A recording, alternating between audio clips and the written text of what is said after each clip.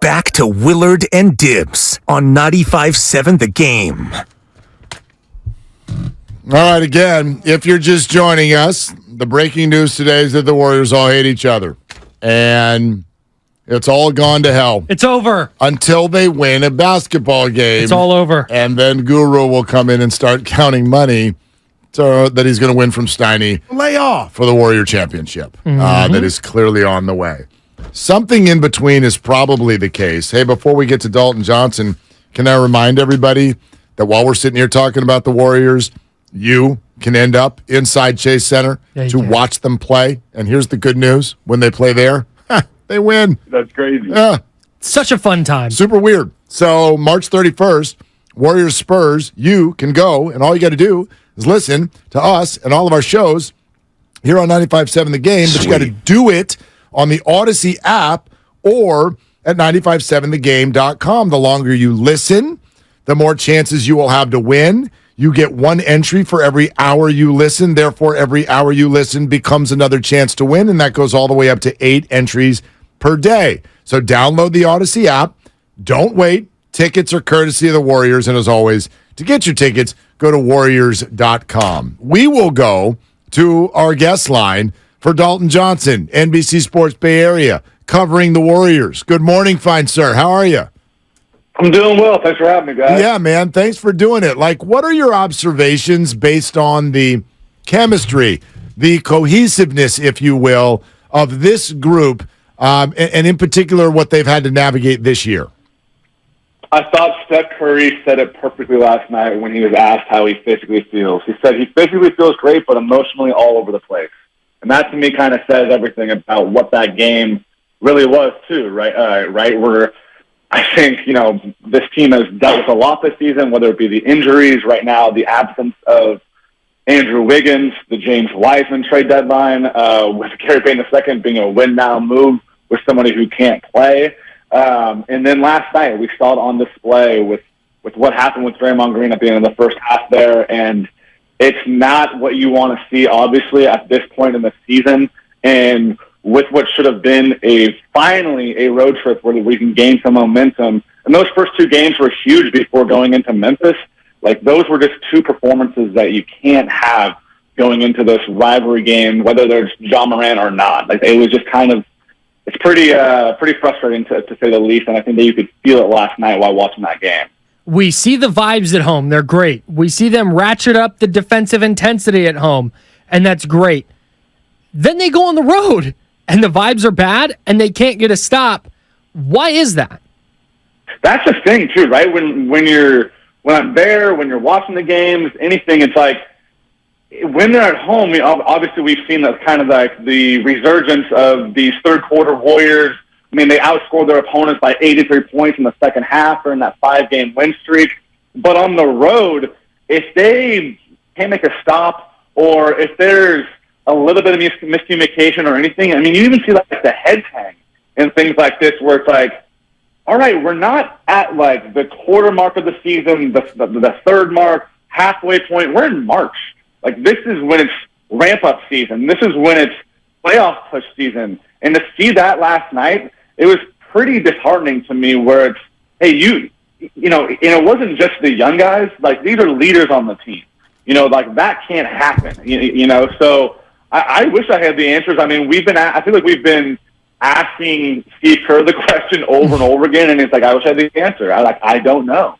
You know what I mean? Steph Curry, even last night, kind of caught himself where he was saying, I feel like I'm repeating myself, that, like, hey, we have all the confidence in the world. We know the core that we have, but we want something to show for it. And until you do, what's the point of still talking about it and not actually producing it on the court? Dalton Johnson covering the Warriors is with us here on Willard and Dibbs, 95.7 The Game. Kyle's in for Dibbs.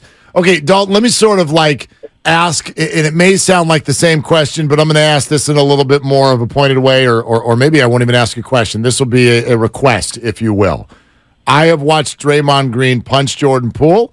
I've watched him now almost walk off of the court in the middle of a game. I've watched Steph Curry throw a mouthpiece. I've watched Klay Thompson throw his hands in the air, all of it being directed at Jordan Poole. Convince me that these 3 guys are not exasperated with him.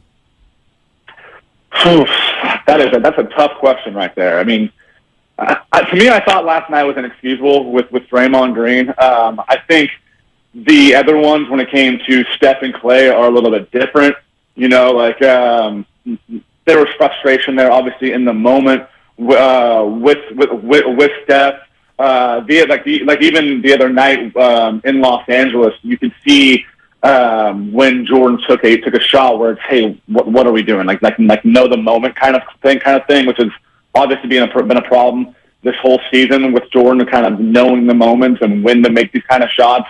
Klay Thompson literally just turned to the bench and was pointing at Steph and saying, get him in the game, when the Lakers were going on that run.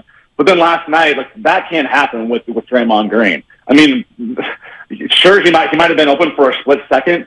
Josh Giddey was also coming, and to throw your hands up like he did and to wave him and walk off, like, though, that's different to me than what Clay and Steph did, if that makes sense. I felt like Clay and Steph have shown some frustration. That, to me, what Draymond did was way more of showing up to teammates, and that's not okay. And he just doesn't go back on the other side on defense when the Thunder somehow just miss forward layups and tip-ins. Like, they're incredibly lucky that they didn't score on that end of the floor. So I don't have the perfect answer for you there. I just think that Steph and Clay's things that we've seen on the floor compared to last night is different, if that makes sense. I'm of the mind that despite all of this, because we see the road struggles, we see the things we're talking about with Draymond Green quitting on a play, we saw the video of the punch before the season. Despite all of that, I still look at this team and go, yeah, hey, if they get right, they can go win a title. Is that the feeling in the building? Oh, yeah, I really do think it is. I definitely think it is.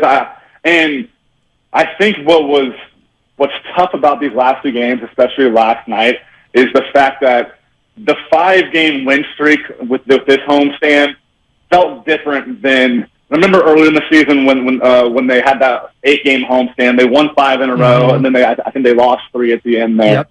But that 5-game win streak felt different than this one, because this one was, again, like coming into March without Steph, without Wiggins. You know that Steph is about to get back.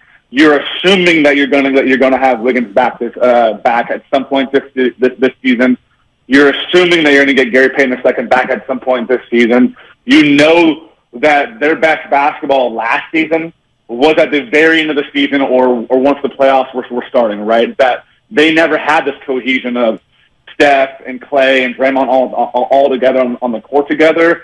The difference is this season, they didn't start out 18-2, and the defense has been nothing compared to what it was last season. But I still 1,000% believe that the core belief is still in the building.